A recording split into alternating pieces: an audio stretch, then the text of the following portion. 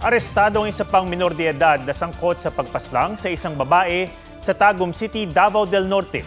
Isang welder naman ang nakuryente habang nagkakabit ng solar light sa Misamis Oriental.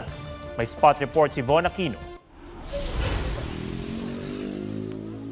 Sa gitna ng ulan, sinagip sa bubong ng bahay ang isang lalaki sa Tagoloan, Misamis Oriental. Welder siya na nakuryente umano habang nagkakabit ng solar lights. Pero dahil wala namang nakitang kawad sa lugar, iniimbestigahan pa ang nangyari sa kanya.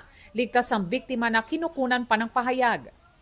Sa Cagayan de Oro City, sugatan ng isang pedicab driver ng masaksak sa rayot. Nadamay lang umano ang driver sa dalawang grupong nagsagupa sa lugar. Hawak na ng pulisya ang menor de edad na nanaksak gamit umanong improvised na patalim. Kinukunan pa ng pahayag ang biktima at pamilya ng suspect. Hawak na ng mga otoridad ang 3 sa 4 na nasasangkot sa kaso ng 19 na taong gulang na babaeng 38 beses na sinaksak at ninakawan pa sa Tagum City, Davao del Norte. 15 taong gulang ang ikatlong na aresto kanina madaling araw. Naunang naaresto kahapon ang dalawa niyang kasama na edad 14 at 17. Tinutugis ang isa pa.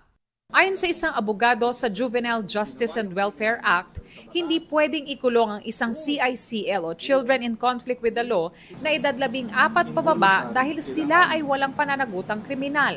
Pag nasangkot sa isang krimen, ang isang minor de edad na 15 taong gulang pababa, ang requirement ng batas ay kailangan pakawalan ito at i-turn over sa kustodiya ng kanyang magulang o kaya ng pinakamalapit na kamag-anak para idaan sa diversion proceedings, para sumailalim sa diversion proceedings ng DSWD.